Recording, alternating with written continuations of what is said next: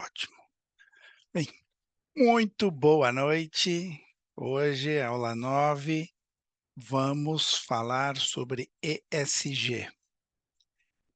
É importante, todo mundo conhece o conceito e o que significa ESG?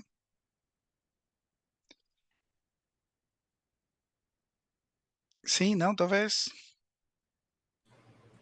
Sim. Basic basicamente, ESG Não, ah, oi?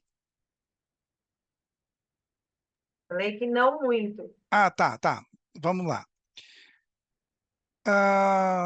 Em 2004, o senhor Kofi Annan, ainda era secretário-geral da ONU, fez uma provocação a um grupo de empresários com que ele estava reunido, de executivos, ah, das maiores empresas do mundo, dizendo que era importante que eles internalizassem dentro da operação, dentro da cultura das organizações, de suas empresas, que eram modelos para o mundo, conceitos como sustentabilidade, conceitos como governança, como o impacto social, que na época se chamava responsabilidade social corporativa.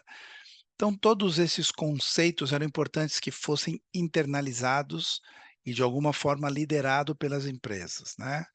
Então, ele definiu esta sigla de ESG, que vem de Environment, Social and Governance, que é preocupação com o meio ambiente, com o impacto social e com a governança.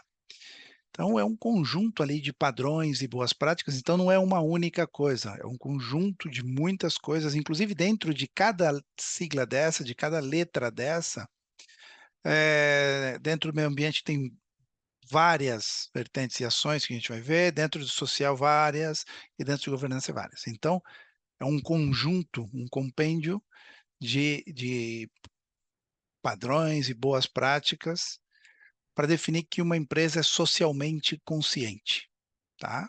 Que ela é sustentável, e sustentável não só desde o ponto de vista meioambiental, mas sustentável desde o ponto de vista de continuidade de negócios, porque ele considerava que era importante para os negócios a empresa, para a continuidade do negócio, que a empresa fosse consciente.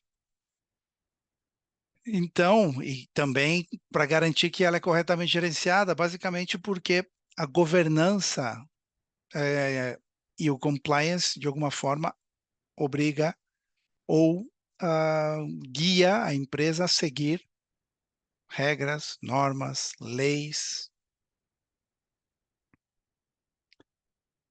Então, este é o documento que, pela primeira vez, surgiu o conceito de ESG.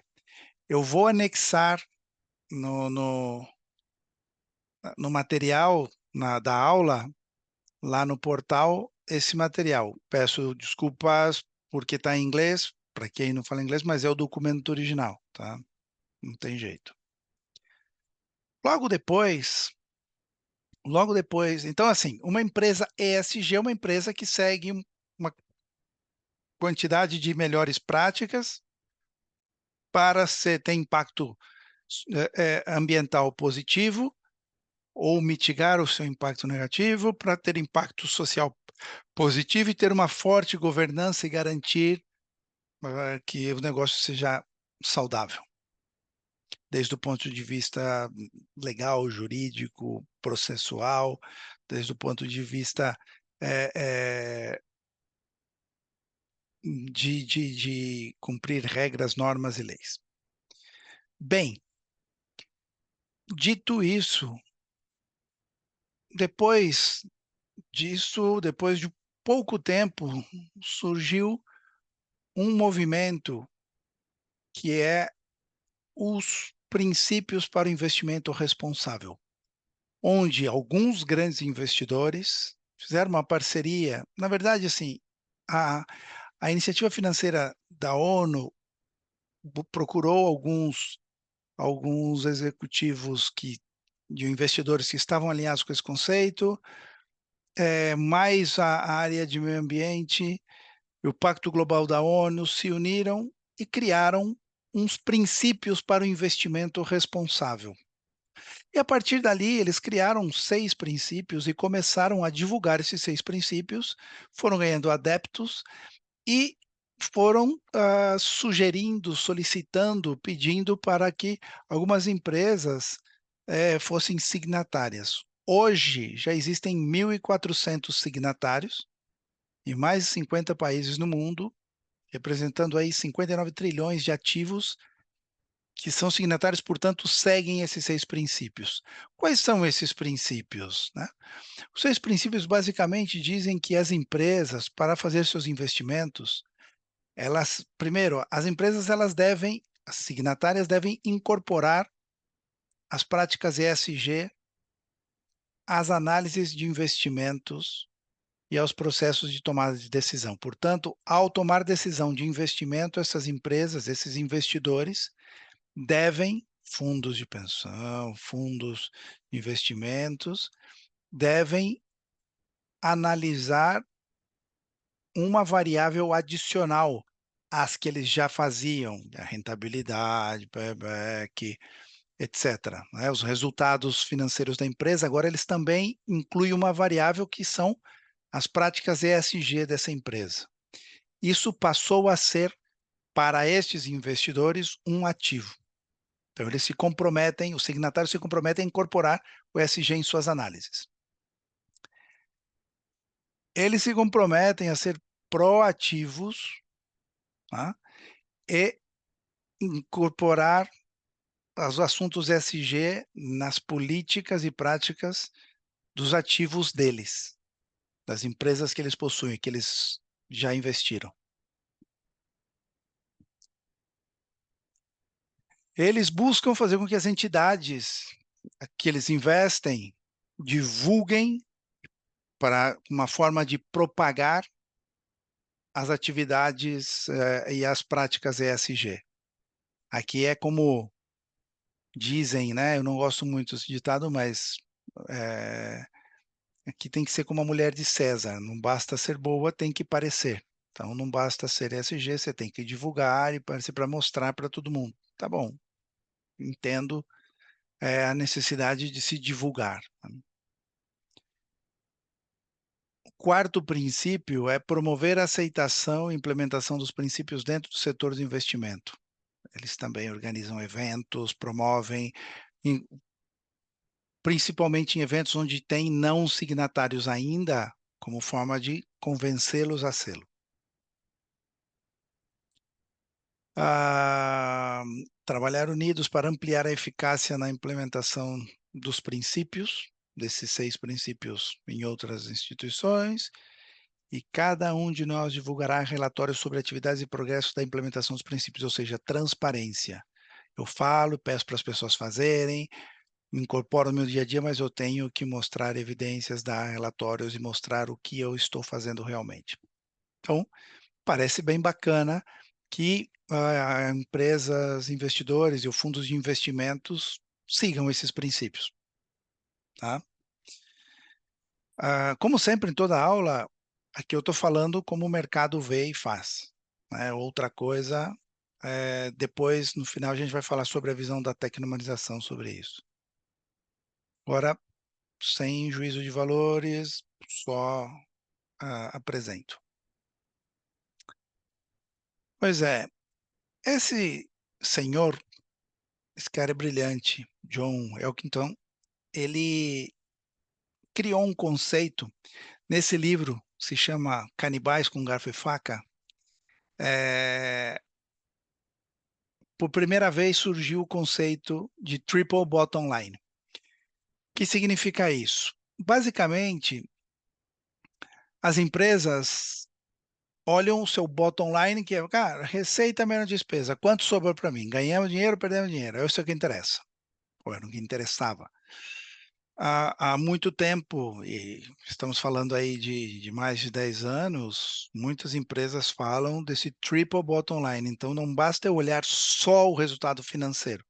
Eu tenho que olhar o impacto nas pessoas, o impacto social, nas pessoas de dentro e de fora, o impacto no planeta e, obviamente, o resultado financeiro, que é super importante, continua sendo e sempre vai ser. Se não ganhar dinheiro, não tem brincadeira, não dá para brincar.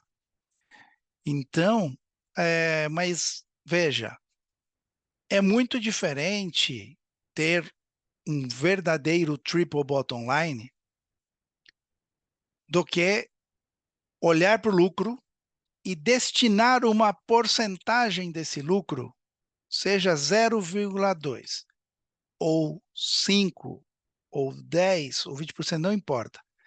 Destinar uma porcentagem do lucro para ações meioambientais e para ações de impacto social. É extremamente, é muito diferente, muito diferente.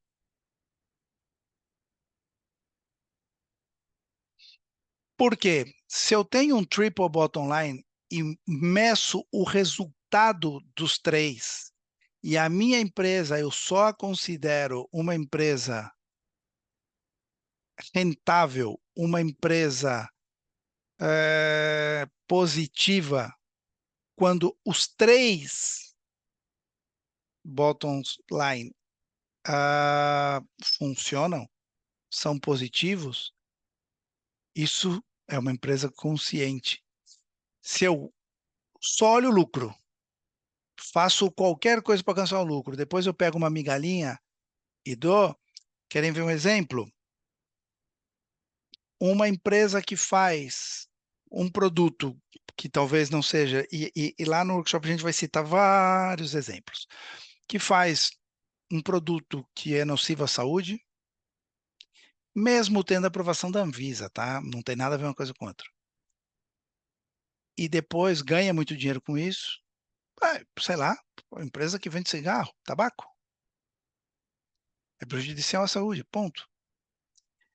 Ganha dinheiro, depois pega uma porcentagem do dinheiro e doa para a Associação de Combate ao Câncer. Resolve problema? Não. Tá? Então, assim, percebe que não é olhar o lucro e depois pegar uma migalhinha e dar, porque isso é esmola. Isso se chama esmola. Não é isso que a gente está falando. Ele também, recentemente, há poucos anos atrás, ele criou o conceito de economia regenerativa. John Wilkinson, ele é considerado um dos pais da sustentabilidade, foi um dos primeiros caras que começou a falar isso no mundo corporativo, tá? Depois trouxe o Triple Bottom Line, agora ele trouxe, há poucos anos atrás, o conceito de economia regenerativa. É o conceito de usar os recursos naturais, sol, terra, água, para como asset, como capital, para construir uma economia que, de alguma forma, se auto regenera. Querem ver um exemplo? Olha isso, smog free. Essa torre estranha, basicamente, o que que ela faz? Tá? Lá em cima ela tem painel solar, portanto ela de alguma forma, não é autossustentável, mas quase, tá? O que que eles fizeram? Colocaram um monte de torres dessa, é uma torre de 7 metros. O que que ela faz? Ela pega ar, o ar está ali. Ela pega o ar, puxa, trata esse ar, limpa a poluição do ar através de um processo de ionização positiva que está patenteado e gera ar puro, limpo e devolve às pessoas. Então, é um grande depurador de ar espalhado no meio da cidade. Que tem um número, ele limpa 30 mil metros cúbicos por hora e utiliza uma pequena quantidade de eletricidade verde que é o sol. Cara, não incomoda ninguém e limpa o ar. Agora, tudo bem, esse é um trambolhão no meio da cidade. E o resíduo disso? Porque, claro, essa limpeza tira a poluição do ar, gera um resíduo. Isso não tem jeito. Não vem para o nosso pulmão, mas para algum lugar tem que ir. Sabe o que eles fizeram? Eles pegaram o resíduo, está aqui no meio aqui desse anel, compactaram, fizeram uma pedrinha criar um anel e as pessoas podem comprar como forma de ajudar a financiar o projeto. Porque senão é o governo de cada país que tem que pôr, alguma associação, tal, porque, custa um dinheiro montar isso aqui. Depois ele mais ou menos anda sozinho, mas não 100%, mas alguém tem que investir. Eles também fizeram a abotoadura que eu tentei comprar e estava indisponível no momento. Quero comprar uma abotoadura para ajudar o projeto. Então, quando você compra um anel, é como você doasse 1.000 metros cúbicos de ar limpo para a cidade, que vale ali o que eles consideram para manter isso aqui. Então, economia regenerativa usa sol e limpa o ar sozinho, tá? Agora, imagina o seguinte, o que que eles estão falando? Reduzir o tamanho daquele trambolho, colocar na bicicleta, e quando você for andando com a sua bicicleta pela rua, você vai limpando o ar. Óbvio que você não consegue limpar 30.000 metros cúbicos, que isso é tamanho muito menor, mas se centenas, milhares ou milhões de bicicletas estiverem limpando cada uma um pouquinho, imagina que a gente conseguiria melhorar a qualidade do ar, andando de bicicleta normalmente, sem fazer nada além do que a gente já faz. Bacana, né?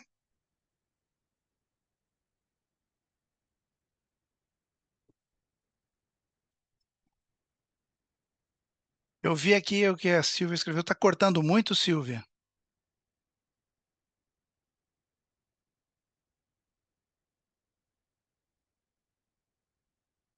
Pessoal? Oi, Márcio. Márcio. Tá cortando Tá bastante. cortando muito. Vou fazer a mesma coisa que a semana passada. Um segundo.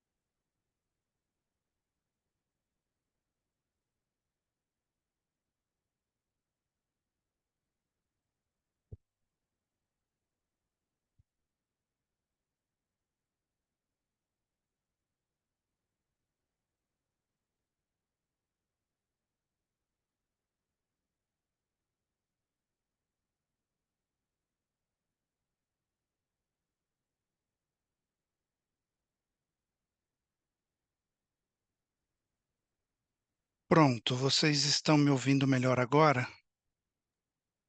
Estamos ouvindo. Sim, Sim. sim. Tá, eu mudei de lugar de novo como semana passada. Vamos ver se isso resolve.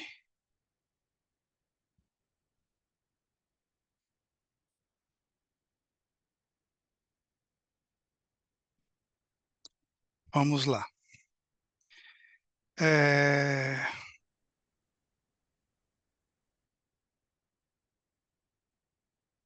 Querem que eu volte algum pedaço? Acho que deu para ir acompanhando. Picotou bastante, mas acho que deu para ir entendendo. Só que agora no finalzinho ficou bem ruim. É, exatamente. Tá. Então, eu vou ter os slides aqui, mas então eu já passo.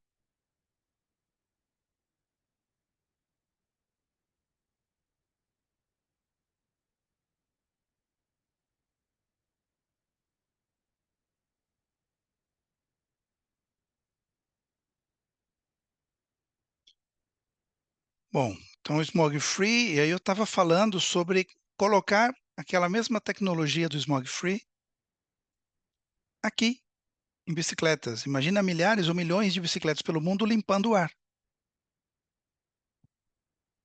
Bacana, né? Sim. Você compartilhou a tela, Márcio? Compartilhei numa. O slide não está aparecendo. Hoje tá osso, hein? Vamos lá. Agora? Sim. Então, esse é o conceito de economia regenerativa. Os próprios produtos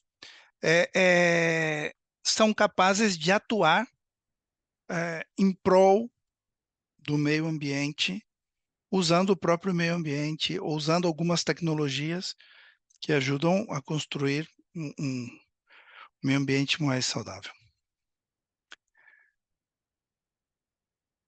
A gente já viu isso na aula anterior, né? Os 17 objetivos de ODS, os Objetivos de Desenvolvimento Sustentáveis da ONU, reforçando que era para 2030, não vamos chegar, estamos atrasados.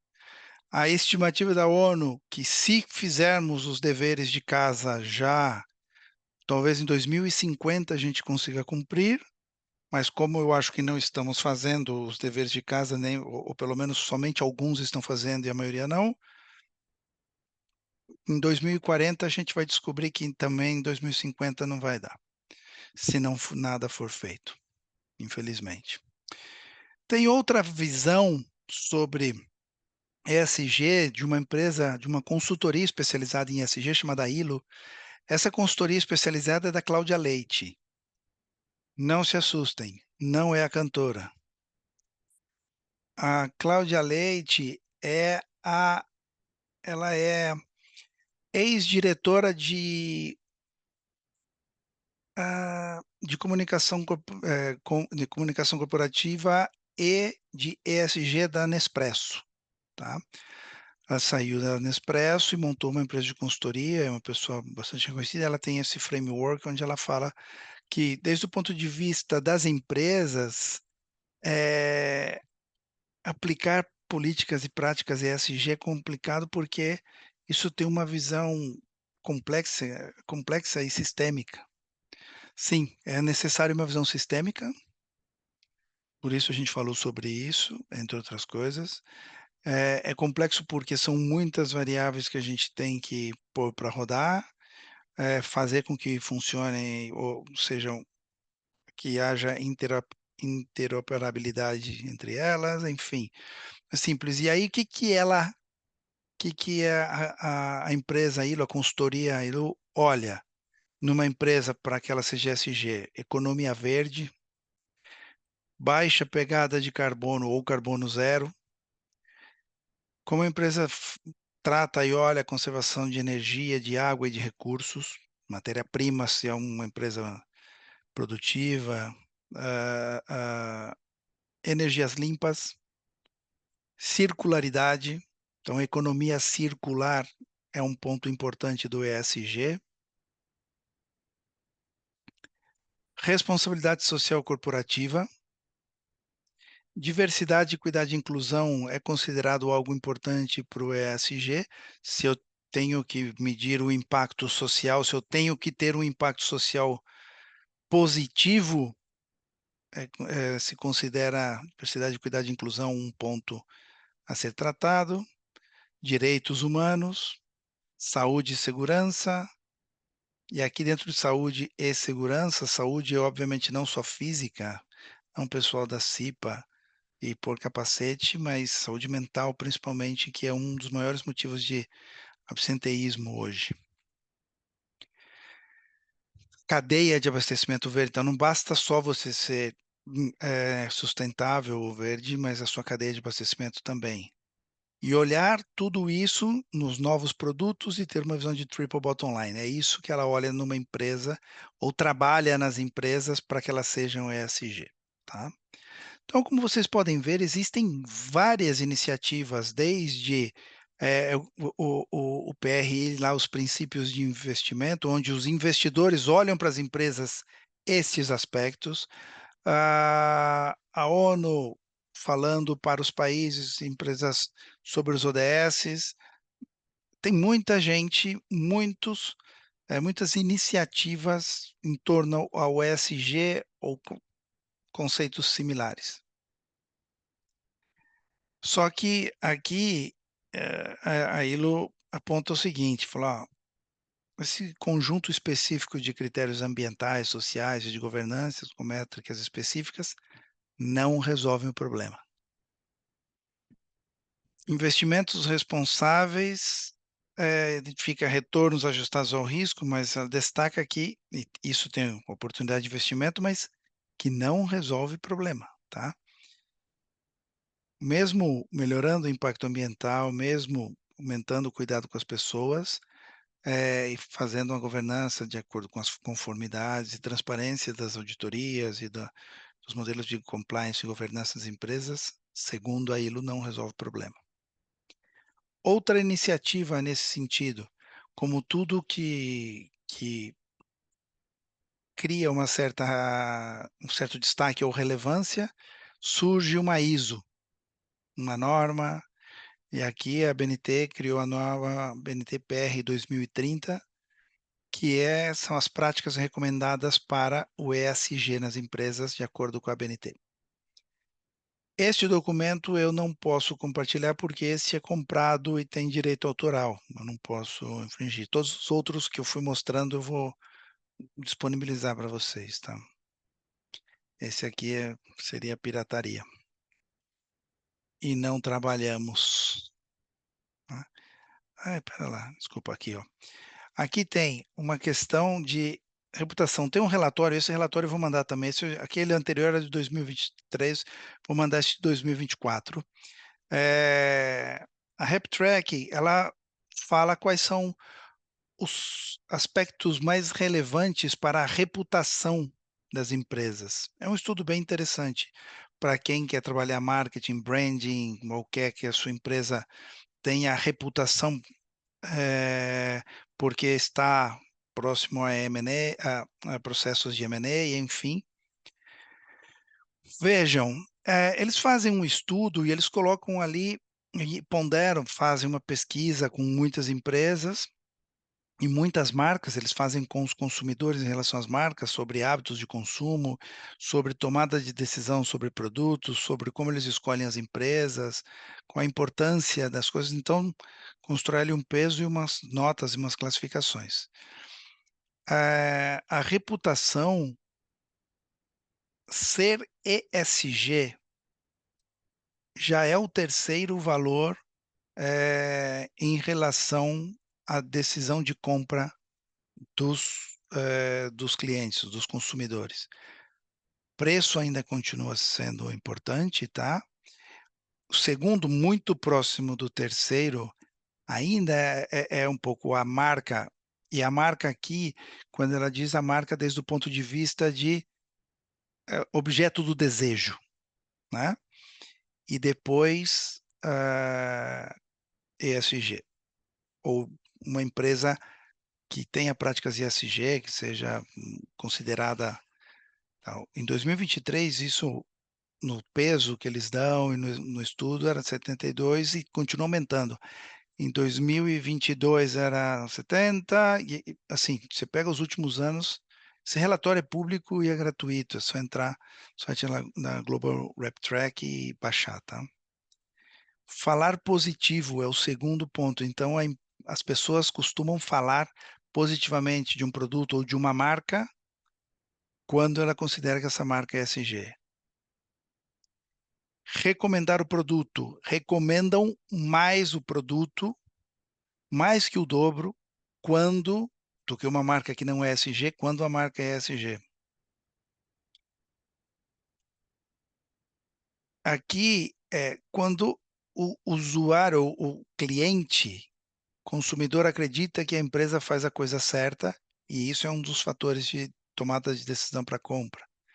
Benefício da dúvida é engraçado esse ponto que é empresas que cometem um erro, uma falha, apoiam uma causa que não, às vezes, tem um impacto negativo, sofre um escândalo, tem algum vazamento, tem um desabamento de uma mina não sei aonde, desastres naturais ou coisas desse tipo.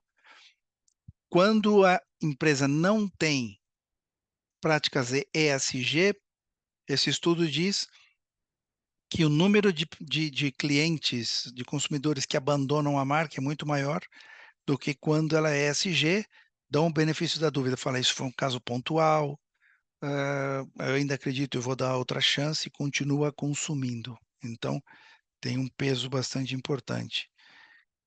Trabalhar para, então, pessoas preferem trabalhar, ou principalmente dos milênios para cá, preferem e dão muita preferência em trabalhar em empresas com práticas ESG, e para investimentos também já se olha desde não só os fundos de investimentos signatários do PRI e tal, dos princípios de investimento responsável, mas investidores individuais, pessoa física, começam a olhar esse tipo de coisa. Isso é o que diz o estudo, tá?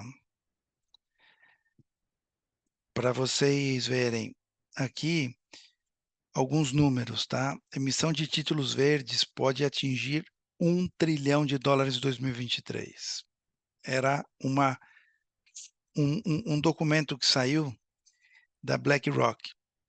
Já digo, atingiu 1 trilhão, tá? Em 2023. Em 2024, consideram que vai continuar crescendo ainda. Esse senhor, Larry Fink, ele é um dos homens, embora não seja conhecido para o grande público, um dos homens mais poderosos do mundo. Ele é o CEO da BlackRock. BlackRock é o maior fundo de investimento do mundo. Ele, a empresa dele, administra 9,4 trilhões de ativos, de assets, tá? Então, tem várias empresas que são eles que administram os ativos, de bolsa, etc. E os investimentos, então, e de pessoas, de grandes fortunas, dos bilionários do mundo, então, tá tudo ali. Esse cara, todo ano, eu vou também colocar e compartilhar este documento com vocês. Esse documento é um resumo das cartas. Todo ano, o Larry Fink, ele publica uma carta aonde ele diz exatamente onde a BlackRock vai colocar o olho no próximo ano para fazer os seus investimentos.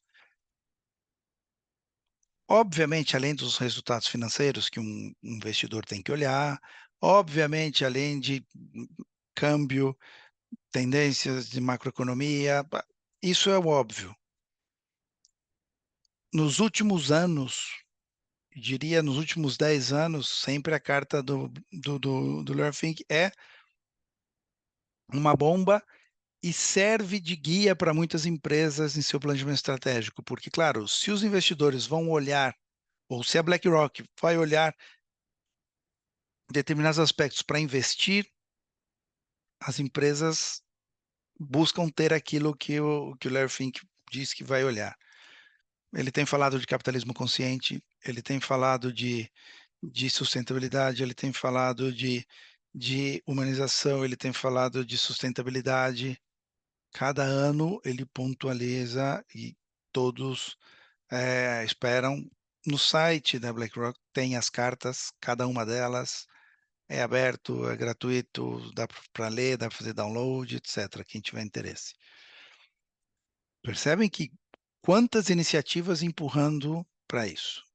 Agora, tenho e apesar disso, ou mesmo com todas essas iniciativas acontecendo, ainda tem gente que acha que essa questão da sustentabilidade, essa questão do meio ambiente, do social, é bobagem, é frescura, é exagero.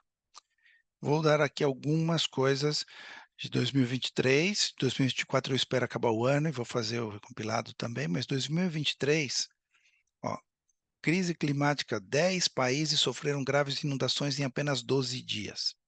Quando é uma região, você fala, puxa vida, é algo isolado. Quando são 10 países, em 12 dias sofrem inundações, e países em continentes diferentes, na América, na África, na Ásia, na Europa. Opa, talvez não seja uma coincidência.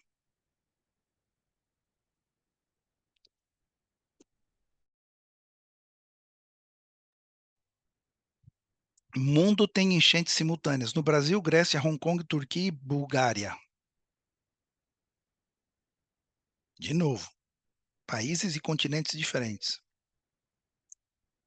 Pior nevasca em décadas provoca caos na Espanha. Fecha Madrid. Madrid eu conheço um pouquinho porque eu morei 15 anos lá. Madrid neva uma vez a cada 2, 3 anos, algumas horas durante 2, 3 dias no inverno e acabou. Nem a todo ano, 2, 3 dias e algumas horinhas. Para vocês terem uma ideia do esporádico que é nevar em Madrid, isso sim, tem uma serra a menos de 100 quilômetros de Madrid que neva, tem uma pista de esqui, mas em Madrid, capital, a cidade não neva, neva muito pouco. Quando nevava, a gente já sabia, a gente mandava as crianças para a escola com 2 pares de luva, com roupas extras, porque a escola deixa as crianças irem para o pátio brincar com a neve, porque é um evento, uma coisa extraordinária. Pois é, nevou durante uma semana em Madrid, parou a cidade porque não está preparada. Bom, o pessoal continua vivendo, mas gera um caos. Neve é bonito de ver, para passear um pouquinho, para conviver com neve é um inferno. Quem já morou em países com neve sabe do que eu estou falando. Para dirigir é complicado, para caminhar é complicado, é bonito só para ver. Em estação de esqui é maravilhoso. Na cidade não é legal, não. Pois é, isso se pode falar. Ah, imagina, isso foi um evento esporádico. Fazia 70 anos, a cada 50, 60, 70 anos acontece. Aconteceu o ano passado, tudo bem. Pois é. E não é que esse ano aconteceu de novo? E esse ano foi pior que o ano passado ainda. Ano passado foram 7 dias, esse ano foram 9 dias de nevada. Seca, a área do maior rio da Itália é a pior dos últimos anos. Seca histórica no norte do Brasil tende a se agravar nas próximas semanas. Brasil registrou número recorde de desastres naturais em 2023. Número recorde. Eu estou esperando finalizar 2024 para ver se a gente bateu o recorde. É triste. Portanto, olha só, ó, 2023 é o mais quente em 174 anos, confirma o relatório da Organização Meteorológica Mundial.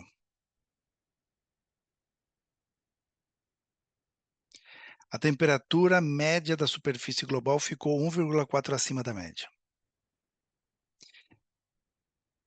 Então, parece que não é brincadeira, né? Mudança climática não é exagero, não é loucura. Talvez não seja loucura. A gente já encontra, e falando já não de desastres naturais, mas de poluição, a gente já encontra microplásticos em organismos humanos que vêm de comer peixes, de mares que estão contaminados com microplástico, porque o grande problema do plástico nos oceanos e nos rios é que, com o tempo, eles vão soltando microplásticos, os peixes se alimentam, acabam ingerindo, e a gente come e tem microplástico no organismo. Aumenta o número de câncer, aumenta o número de um monte de coisas e não sabemos por quê. Por outro lado, existe muitas empresas dizendo, tem esse relatório da IBM, que eu também vou compartilhar com vocês, que eles falam, olha, o ultimato do ESG aqui como ESG como uma ferramenta de vendas. Esse relatório diz que mais de 70% das empresas veem ESG como um facilitador de receita. Então tá bom, eu vou ser ESG não porque eu acredito que é o meu papel e a minha função e é importante eu ser ESG para construir um mundo melhor. Não, eu vou ser ESG porque eu vou vender mais. Tá bom, o meio ambiente, a sociedade agradece do mesmo jeito. Embora, né, o ideal fosse que você fizesse pelo motivo certo, mas tá bom, tá valendo. Tem um estudo da McKinsey que diz que 81% dos consumidores acreditam fortemente que as empresas devem ajudar a melhorar o meio ambiente, ou seja, que é uma função da empresa, das empresas, 81% dos consumidores acreditam que é uma das funções das empresas ajudar a melhorar o meio ambiente. Um painel da Nielsen, que olha muito o consumo, né, diz que produtos com apelo sustentável crescem 5,6 mais rápido que outros produtos que não o são. Forbes, um estudo que 88% dos consumidores querem marcas que o ajudem a viver de forma sustentável. Pois bem, quero fazer umas perguntinhas. Então, aqui ó, a gente viu que realmente tem problemas, tem um monte de iniciativas, muitas empresas aderindo a essas iniciativas pelo motivo certo ou não, fazendo corretamente ou não, fazendo só para inglês ver ou fazendo efetivamente real, de verdade, que os consumidores querem que as empresas mudem, que as empresas devem cuidar do meio ambiente, que as empresas devem ajudá-los a viver melhor. Pergunta: quantos consumidores vocês conhecem que são coerentes com os seus desejos de um mundo melhor? Quero dizer, quantos consumidores que respondem àquele painel da Nielsen, da Forbes ou da McKinsey dizendo que sim, quero que as empresas tragam produtos que me ajudem a ver melhor, tem que ser produtos sustentáveis, tem que ser produtos que ajudem, porque é obrigação da empresa ajudar a construir um meio ambiente melhor, um mundo melhor, realmente consomem os produtos sustentáveis. Vocês conhecem muitos consumidores que são conscientes e coerentes com esse desejo de um mundo melhor? Márcio, eu acredito que o desejo está em todo mundo que Uhum. tem consciência. Isso não tenho dúvida. As pesquisas, inclusive, mostram 88, 81, tá? Todo mundo.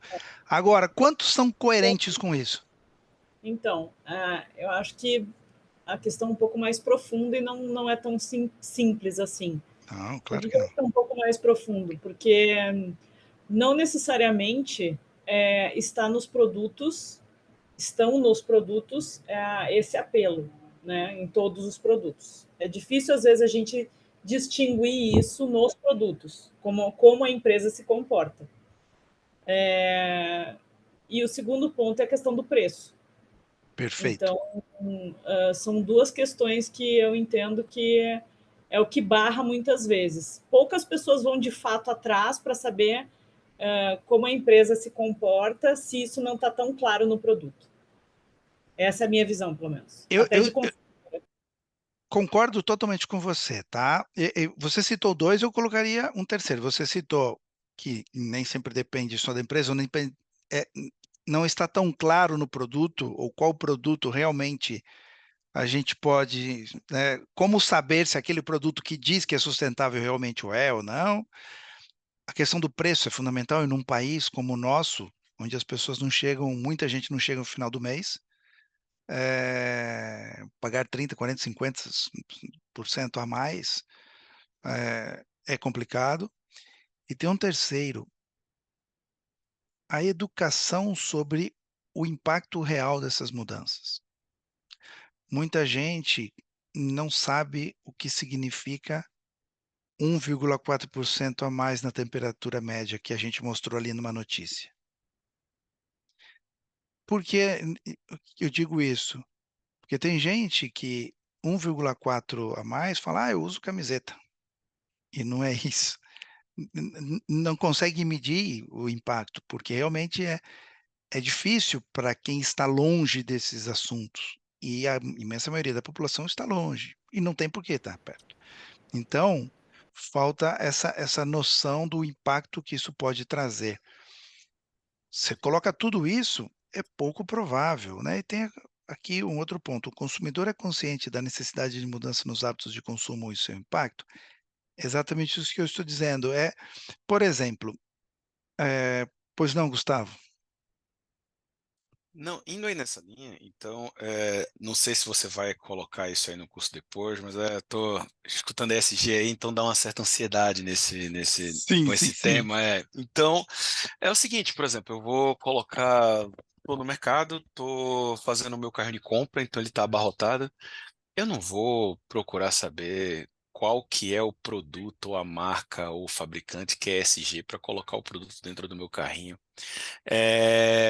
E não existe um selo, não existe nada comprovando que deixe isso saliente para que as pessoas possam fazer essa escolha. E o consumidor ele não vai procurar dentro de uma miríade de coisas que ele compra qual que é SG ou não. O transgênico ainda tudo bem, o cara pode olhar lá, então tem o Tzão lá, o T grandão lá no amarelo dizendo, ó, isso aqui é transgênico, então eu não vou comprar. Mas o SG, não, e também existe uma certa hipocrisia, por exemplo, eu não vou abrir, um banco pega e diz que é SG, mas ao mesmo tempo ele está financiando uma fazenda, sei lá, o agribusiness que usa pesticida e também financia a compra de maquinário para que é motosserra, e ao mesmo tempo as americanas eram Perfeito, ESG e, pô, cadê a governança? E aí a, perfeito, a Ernst Young que estava auditando, cara, então assim, aí quando a gente olha lá, BlackRock e o cara dando o guia que ele diz o que é certo, o que é errado.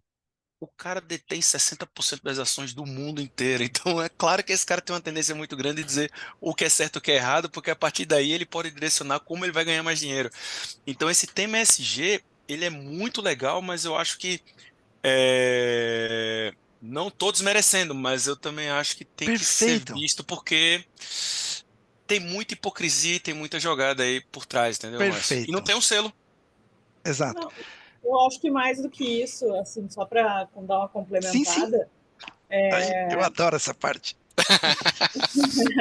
Eu sou polêmico. Não, eu não, mas é vejo isso. eu vejo muito nisso tudo que o Gustavo falou e no que eu estava falando também, uma questão de pirâmide de Maslow. As Uhum, pessoas não comem 3 vezes por dia. A maior parte da população mundial é pobre. Isso sim. que o Gustavo falou é para quem está no topo da pirâmide, né? Talvez nós. Mas se a gente for ver a maior parte da população, como as pessoas vivem, nem todo mundo come 3 vezes por dia, gente. Vamos ser realistas. Então, assim, Perfeito, é bem mais profundo, eu acho, também. exatamente isso. Então, por isso que até aqui eu falei do ESG, que todo mundo fala e é tudo muito maravilhoso. Agora a gente vai entrar na visão da tecnomanização, e por isso eu lancei essas 2 perguntas aqui, esses 2 grandes desafios, que é o seguinte: eu vou compartilhar com vocês uma frustração, tá? A Malve, que é uma empresa, reconhecida no mercado como uma empresa consciente, uma empresa ESG, uma empresa, por quê? Eles trabalharam e eles têm melhorado os indicadores. Eu não estou defendendo a Malve, tá? Eu só estou mostrando o que o mercado e como eles se posicionaram no mercado. Eh, o presidente da Malve, que é o filho do dono, um cara novo, que tem essa pegada, participa do Instituto de Capitalismo Consciente, está no Pacto Global da ONU, é signatário do PRI, enfim, está envolvido em muitos assuntos desse tipo, tem melhorado os indicadores, se você baixa os relatórios meioambientais e os relatórios anuais da Malve, que está no site, de transparência está lá, então você pode baixar. Então, quando você olha, eles têm melhorado indicadores, reduziram. Não sei se vocês sabem, mas o setor têxtil é o segundo setor mais poluente do mundo, tá? Primeiro é gás, petróleo, o segundo é moda. Eles reduziram muito o consumo de água. A água que utilizam é de reuso, é tratada. Enfim, eles trabalharam muito nesse aspecto. Porém, ainda tem muita coisa a ser feita. Eu tinha um programa na Record News. Eu tive durante um tempo um quadro dentro de um programa de inovação na Record News, um quadro chamava Visão Tecnohumanista. As empresas me traziam um desafio e eu buscava uma solução tecno-humanizada para isso. A Malve criou uma coleção que eles trabalhavam tentando evitar o consumo, ou trabalhar o consumo consciente, tá? E o que significa isso? A começar pelo desenho da coleção, lançar peças mais padrões, mais standards, branco, preto, porque isso você usa todo ano. Branco e preto não sai de moda. Se você faz o amarelo, não sei o quê, e o ano que vem é outra cor, e outra cor, e outra cor. Então, no final, o que eles acabaram fazendo é lançar cores neutras para poder evitar que as pessoas tenham que comprar roupa toda a coleção, etc. Tá? Então, parece uma atitude bacana.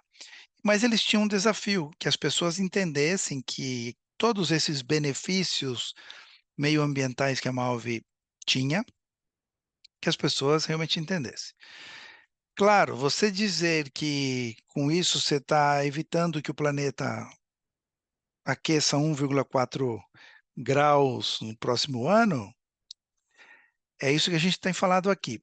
As pessoas, cara, e assim, os relatórios costumam dizer, se a gente não fizer nada, não mudar o padrão de consumo, em 2050 vai subir 2,5 graus a temperatura do planeta. O cara está preocupado com o final do mês. Não, 2050 é muito distante para ele. A população brasileira está preocupada com o final do mês, que é o que você falou. Ou não tem 3 refeições ao dia, ou come, tem 3 refeições. Na última semana, meu, tem que dar um jeito ali para comer. Então, cara, não chega no fim do mês. Você fala que em 2050 vai subir 2,5 graus, não significa nada para ele, tem zero impacto. Então, o que a gente desenvolveu para eles? A gente fez o seguinte, olha, pegamos e aí tentamos fazer parcerias com o IBRE para conseguir pegar indicadores e ver o seguinte, ó, o conceito era, e era gamificar isso, o conceito era, se eu aumentar a temperatura, se eu consumir moda que não é consciente, que consome muita água, que destrói o planeta, etc., etc., isso tem um impacto ambiental. O impacto ambiental impacta a produção de alimentos. Impactando a produção de alimentos, impacta o preço.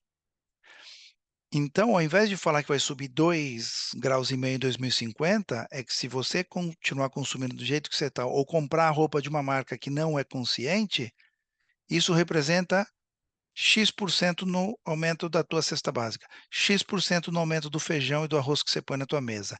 Isso as pessoas entendem.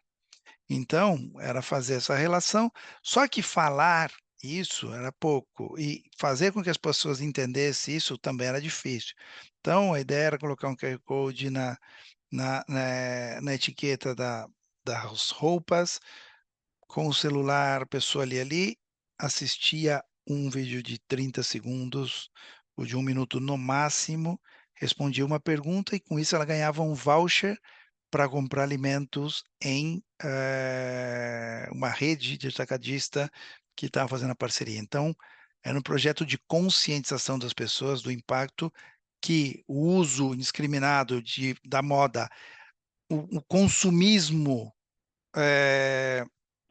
atroz da moda de marcas que não são conscientes pode aumentar o preço da tua comida. E explicava o porquê. Então, uma conscientização e tal, tal, tal. Então, tinha uma campanha bem legal. A gente desenvolveu a solução e, no final, eles não compraram e não implementaram. Por quê? Eles preferiram fazer uma campanha que era menos efetiva, gerava um impacto menor, desde o ponto de vista social, porque isso realmente era de alguma forma educar, porque assim, falar, se você assistir um vídeo de 30 segundos, você ganha um voucher para comprar 1 quilo de arroz, a pessoa assiste. E além de assistir, ela tinha que responder uma pergunta, tinha vídeos de impacto e tal. Pois é, eles decidiram fazer uma campanha de carbono zero, que era comprar, né, ali carbono para poder zerar e neutralizar a produção deles de carbono, e isso dava menos trabalho, embora isso não conscientizasse ninguém, mas de acordo com alguns lugares que eles participavam desses grupos de tal, ser carbono neutro era importante para a marca, branding. Não resolvia o problema do planeta, mas era brand.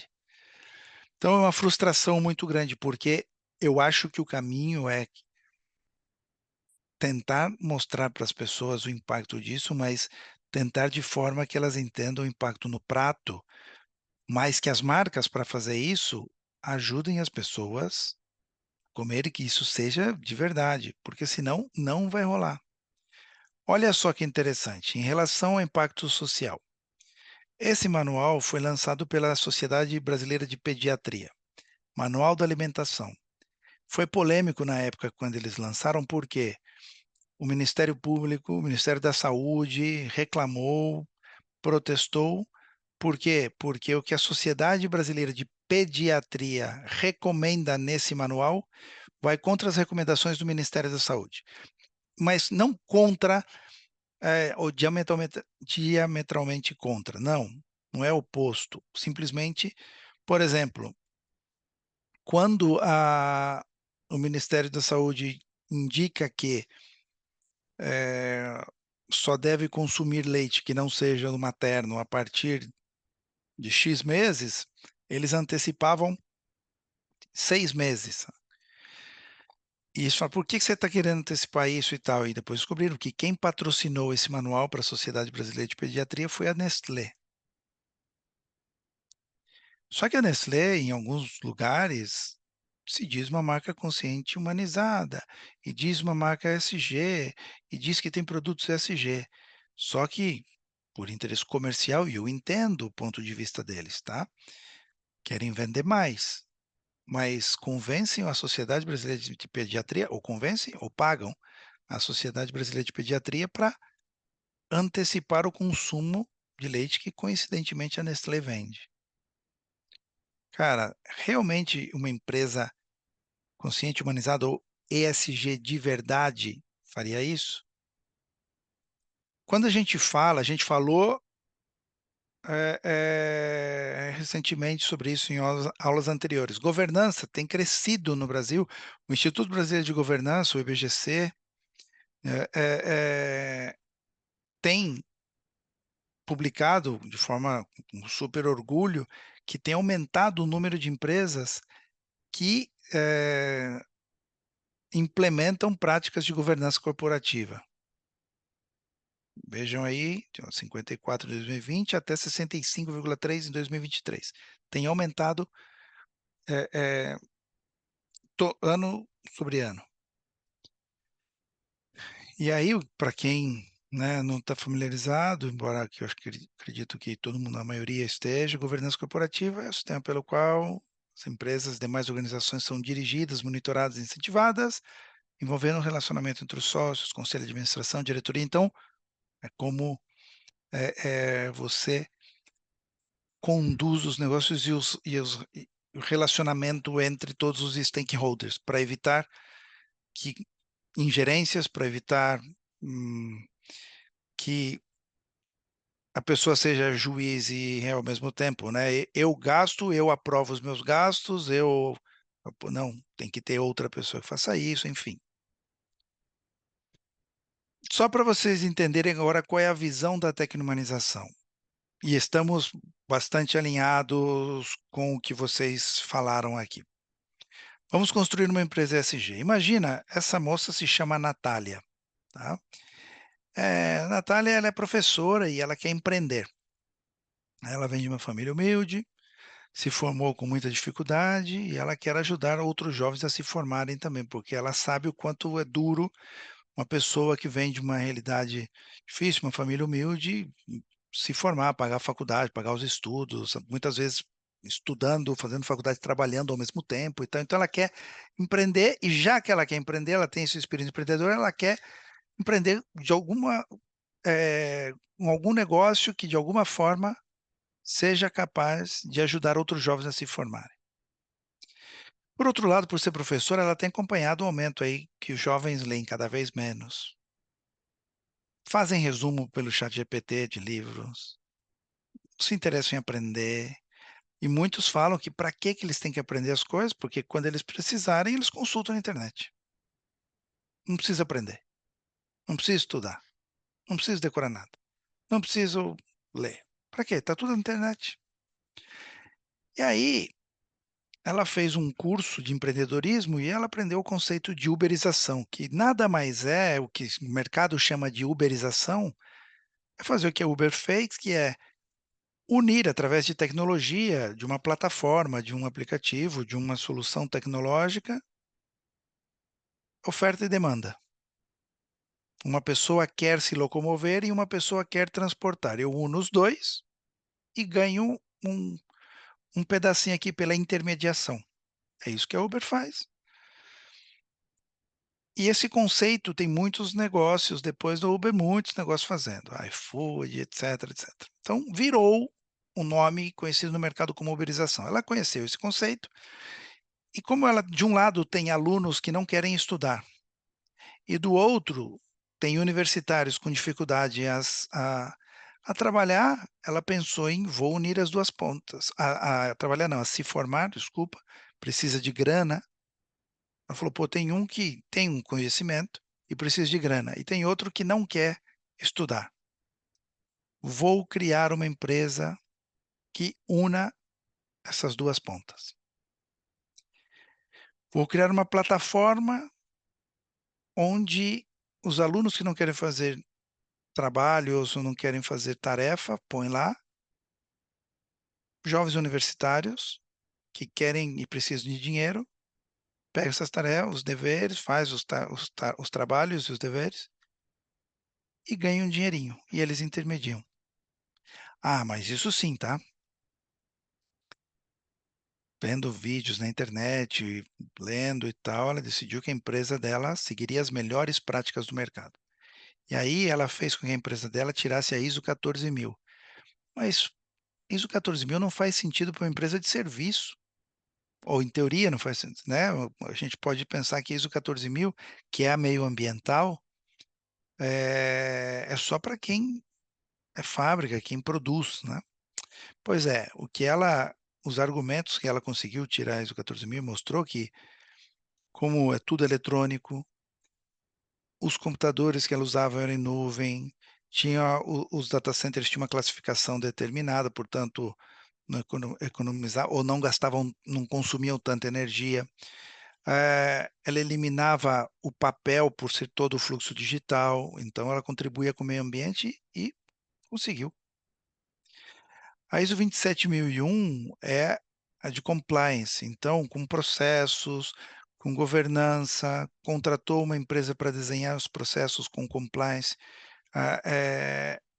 e conseguiu tirar a certificação ISO 27001. Obviamente, seguindo a BNT PR 2030, né, que é a de ESG, implantou práticas ESG, mesmo sendo uma empresa de serviços, obviamente a parte de de matéria-prima e tal, que não tinha, mas o restante ela implementou e era considerada uma empresa com práticas ESG. Ela gamificou todo o processo, então os professores que faziam mais trabalhos, eles eram chamados mais e com o tempo, inclusive, ganhavam um pouco mais. Os alunos que mais usavam ganhavam descontos. Então, ia gamificando, incentivando ali marketing digital, inclusive com, com marketing de referência. Então, poxa, se o aluno indicasse um amigo, um colega de classe, ele ganhava desconto. Se o professor trazia um novo aluno, ele ganhava uma comissão. Melhores práticas do mercado de marketing digital, tá?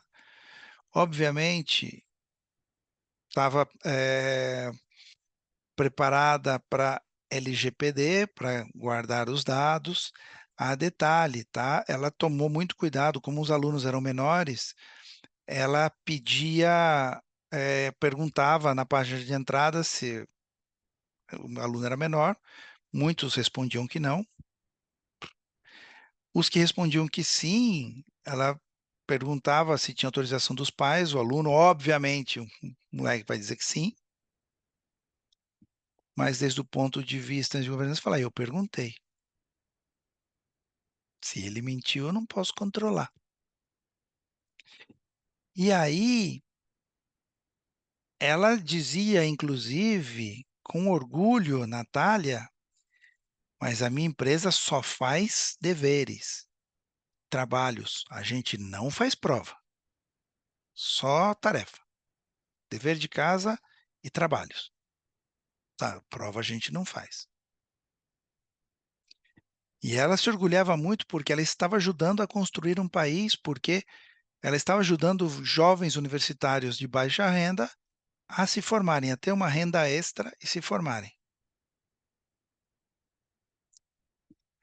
Pois é, imagine se essa empresa existisse, ela já existe. Ela se chama Homework Dealer. É mexicana, eu não quis trazer uma empresa do Brasil, trouxe um exemplo de fora.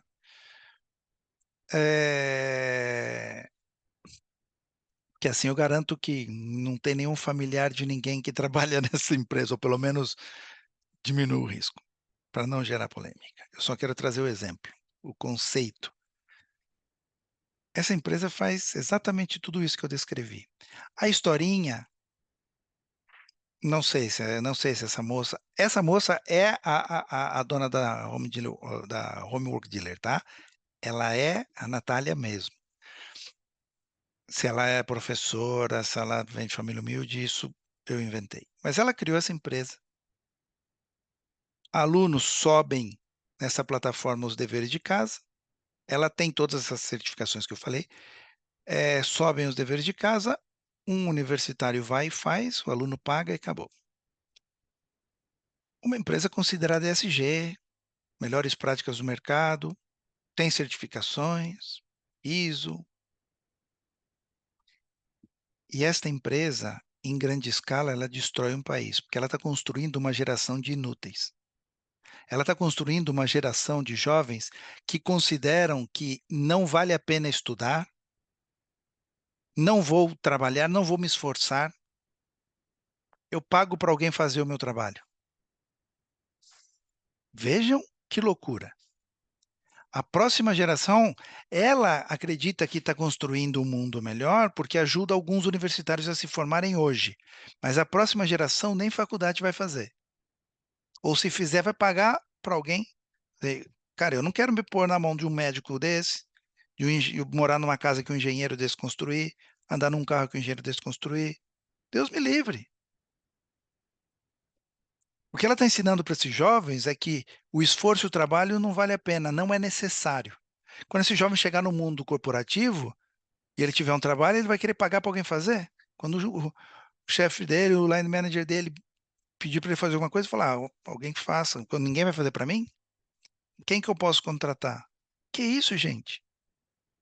Vocês percebem que tudo o que vocês falaram, estou totalmente de acordo. ESG, primeiro, num país como o nosso, está muito distante da parte de meio ambiental e sustentabilidade, mas desde o ponto de vista de conceito, ESG é legal? É importante? Sim. Eu sou contra o ESG? Não, não. A tecnologização é contra o ESG? Não, muito pelo contrário. Eu acho importante. Governança, compliance, mas está claro que não é suficiente ESG. Mais que isso, eu escrevi há 5 anos atrás um artigo onde eu dizia: governança não garante ética. Esta empresa pode ter governança, mas não é ética. A Petrobras, 2 anos e meio, 3 anos antes de estourar o Petrolão, um dos maiores escândalos de corrupção da história, ganhou um prêmio da Exame de Governança Corporativa. Recentemente, o Gustavo citou, as lojas americanas, listada em bolsa, forte governança, compliance, listada, tudo, auditorias da Big Four, não sei o quê. E zero ética, porque tinha conselheiros ganhando milhões, fazendo rombo contábil na empresa, ou fechando os olhos para o rombo contábil. ESG é legal, mas nem de longe é a solução.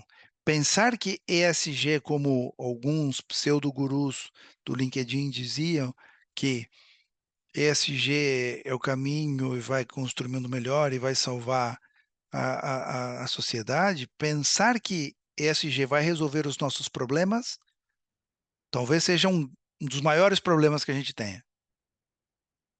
Porque não é o ESG que vai resolver os nossos problemas. Não é as melhores práticas ou não são as melhores práticas que vão resolver os nossos problemas. É importante tê-las? Sim. É importante segui-las? Sim.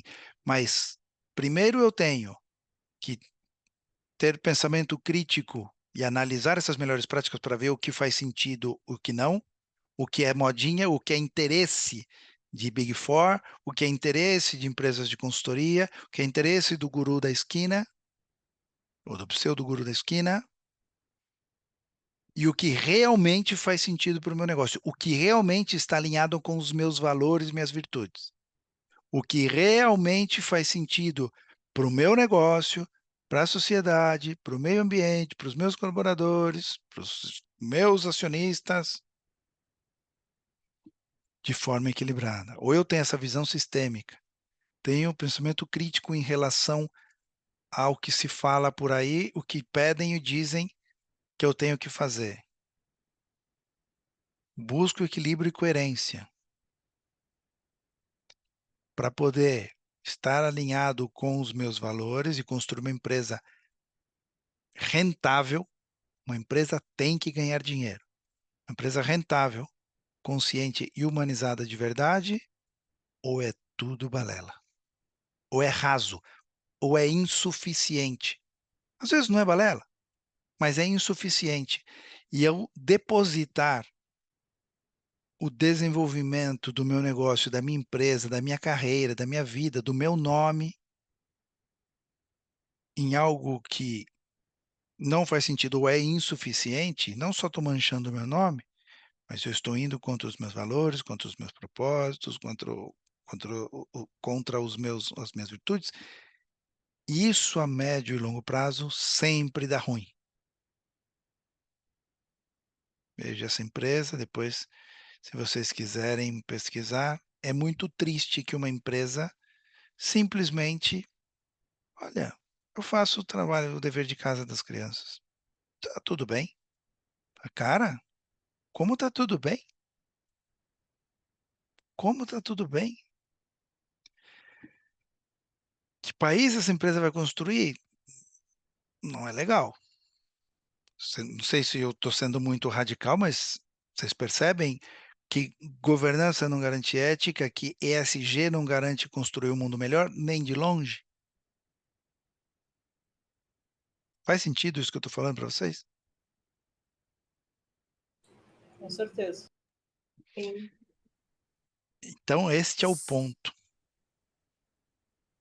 Este é o ponto. Por isso a gente viu pensamento sistêmico, por isso a gente viu pensamento crítico, porque senão a gente segue o bonde, a gente segue o que estão falando, o que o mercado diz, o que é a tendência, o que agora é a moda, o que as empresas de consultoria e auditoria estão dizendo, e todo mundo segue. Se a gente parar um pouquinho para pensar e criticar isso e olhar e falar, pelo amor de Deus, tem alguma coisa muito errada, e o impacto disso vai ser muito negativo. Aí depois cria uma geração de imbecis, e aí reclamam, dizendo, na minha época a gente fazia bem, mas agora essa geração está perdida. Claro que está perdida. E você contribuiu para que ela fosse assim, ativa ou passivamente. Tem alguns livros em relação a esses assuntos que gostaria de compartilhar. Eu sempre falo bastante de livros, como eu subi, eu não posso mostrar fisicamente, eu estou em outro ambiente, mas Economia Donut é bem bacana esse livro. Esse livro de economia circular, bem interessante. Impacto Positivo, também é um bom livro. Então, são literaturas que vale a pena a gente ler. E depois, a gente vai, agora, chegando ao final, então é importante que vocês vejam que a visão da tecnomanização em relação a esse tipo de coisa, de romantizar certas coisas, é bem crítica, mas não por ser do contra, não por ser reacionário e tudo que o mercado está falando, eu vou para o lado contrário porque eu sou. Não. Se faz sentido, a gente usa. O que não faz sentido, o que faz sentido, mas é insuficiente, a gente complementa, e o que não faz sentido, não. Tão simples quanto isso. Deveria ser simples, mas às vezes parece que, né, a gente, poxa, é do contra. Não, não é. Quando eu paro e olho, eu falo, puxa vida, por isso eu pedi o texto a vocês, que vocês escrevessem sobre esses assuntos com pensamento crítico, para olhar. Os que escreveram com pensamento crítico, ótimo, um bom exercício. Os que acabaram não escrevendo com pensamento crítico porque não estão acostumados, simplesmente colocaram este conceito é isso, isso, isso, os benefícios são esses. Ok, mas fica claro que tem um gap aí que a gente precisa e vai trabalhar, que vocês precisam trabalhar para serem críticos e não se deixarem, eh eh, eu não diria enganar, mas se deixar levar pelas ondas, sem questioná-las. Se for boa e fizer sentido e estiver alinhado com seus valores de propósito, surfa essa onda. Se não, cara, espera a próxima. Ou vai de ladinho, vai para o outro lado, faz outra coisa.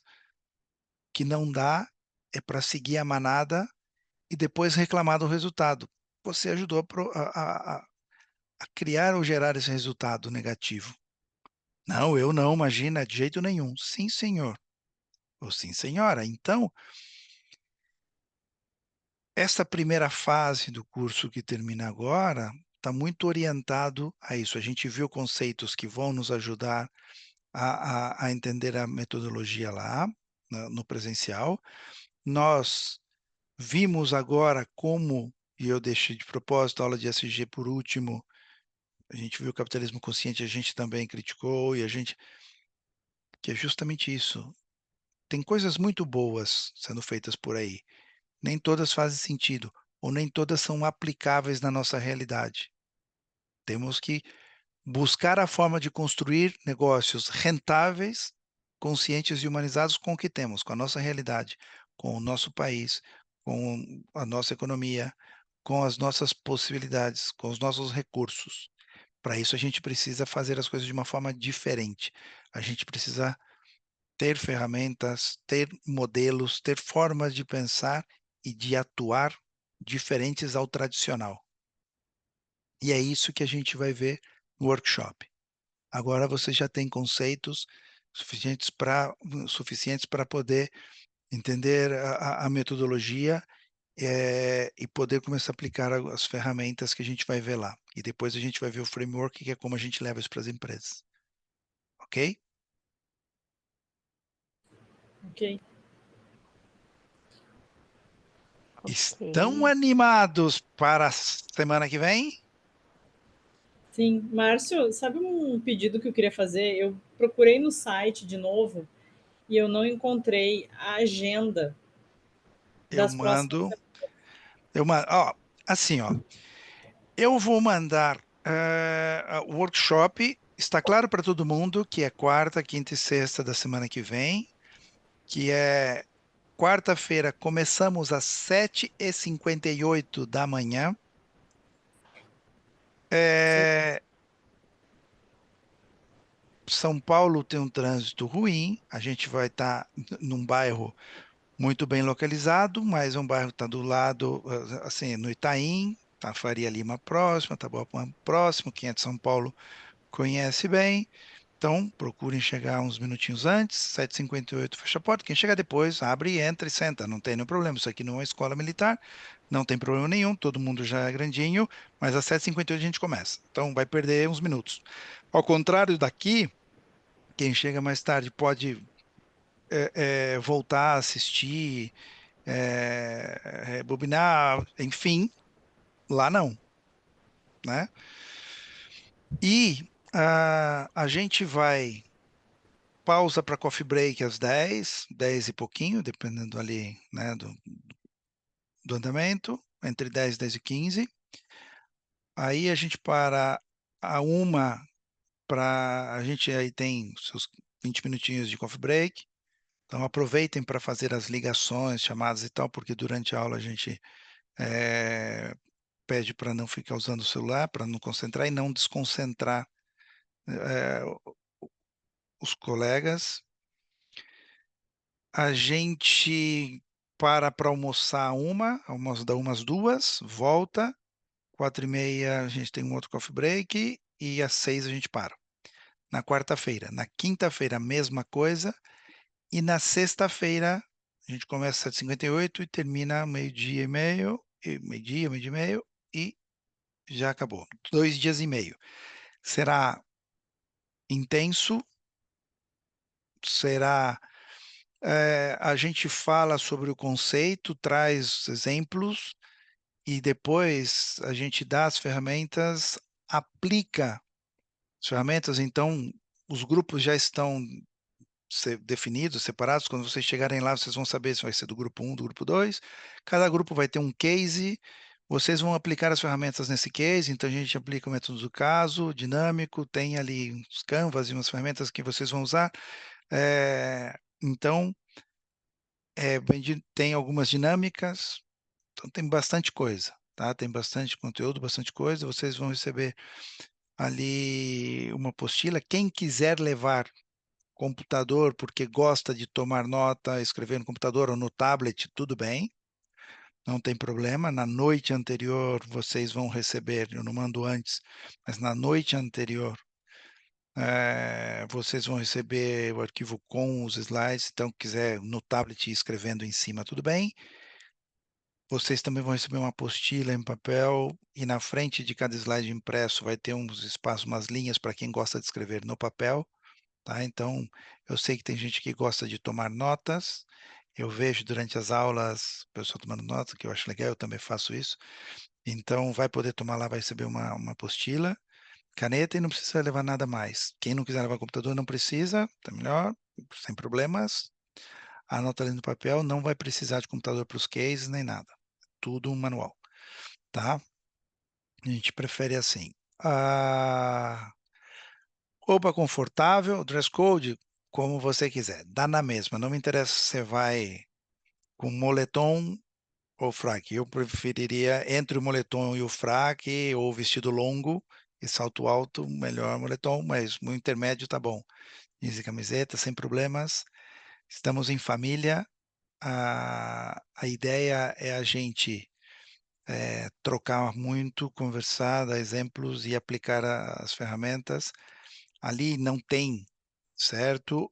E um ponto importante: o argumento é sempre mais forte que a hierarquia, tá? Então, a gente troca. Não sou dono da verdade, eu tenho uma metodologia, tenho uma visão de fazer as coisas, uma forma de fazer as coisas, ferramentas, mas estou super aberto. Então, a gente troca sem nenhum problema. Eu acho que isso é saudável e todo mundo aprende. A gente vai almoçar ali próximo, tem bastante restaurante. Essa semana eu vou dar um pulo lá, porque esse local é novo, a gente fazia em outro lugar que já tinha um restaurante pré-acordado. Assim, que não por nada, mas assim, que reservavam um espaço para a gente chegar, já comer rapidão, não enfrentar fila. A gente vai ter a confirmação disso já esta semana, para a gente ir todo mundo junto ali se conhecer. Ok? E aí, Karen, falando sobre a nova agenda, eu vou já compartilhar porque eu vou alterar a nova agenda. Por quê? Porque o curso tinha 10 alunos, e depois, logo na sequência do workshop, a gente vai ter uma semana de folga para vocês pensarem e definirem ali, fazerem o trabalho, é um pouco mais de uma semana, inclusive. E depois a gente vai começar a fazer a apresentação dos trabalhos. De novo, reforçando para quem não se lembra, os trabalhos, não pensem, eu não tenho tempo de fazer um trabalho. Não é uma monografia de mestrado. São 2 slides. Um slide, a descrição, um parágrafo da descrição da empresa. Vocês vão fazer uma transformação de uma empresa usando uma ferramenta que vocês vão aprender lá nos 2 dias e meio, que é a principal ferramenta da tecno-humanização, que é o modelo de transformação de negócios.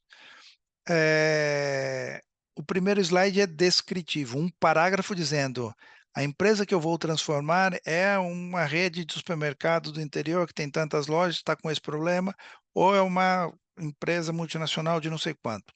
Dá na mesma. Pode ser fictícia, se for real, muda nome. A gente não quer criticar nenhuma empresa, a gente quer falar do conceito e da transformação e da tecno-humanização.